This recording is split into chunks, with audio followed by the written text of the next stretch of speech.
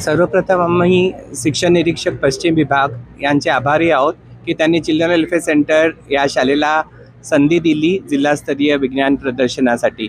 आणखी आपल्याला जसं माहीत आहे की सर्व वॉर्डमध्ये हे एक्झिबिशन ऑलरेडी कंप्लीट झाल्यानंतर जे जे प्रोजेक्ट निवडले गेले आहेत ते डिस्ट्रिक्टवरती आज मुलांनी मांडलेले आहेत। आणखी याच्या पुढे ते स्टेट लेवलला रिप्रेझेंट करतील।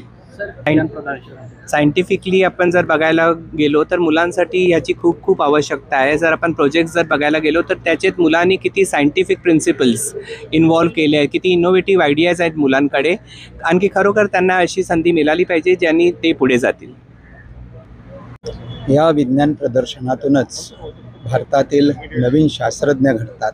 अर्थातच त्यांच्या वैज्ञानिक दृष्टिकोनातून त्या पद्धतीनं ते रिसर्च करतात आणि त्याच्यासाठीच ही सुरुवात असते।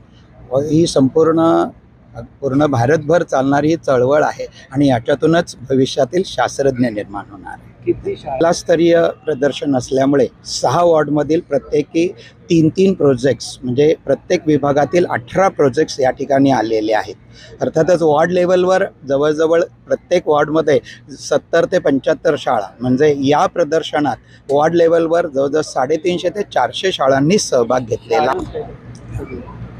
अगदी बरोबर आहे, कारण याच शालेय वयातच विद्यार्थ्यांना आपल्यातील सायंटिफिक गुण किंवा वैज्ञानिक दृष्टिकोनातून हे प्रकल्प त्या ठिकाणी मांडले जातात आणि त्याच्यातूनच त्यांना नवीन नवीन इनोव्हेटिव्ह आयडियाज मिळतात आणि ते पुढे भविष्यामध्ये भारतासाठी खूप मोठं काम करतात।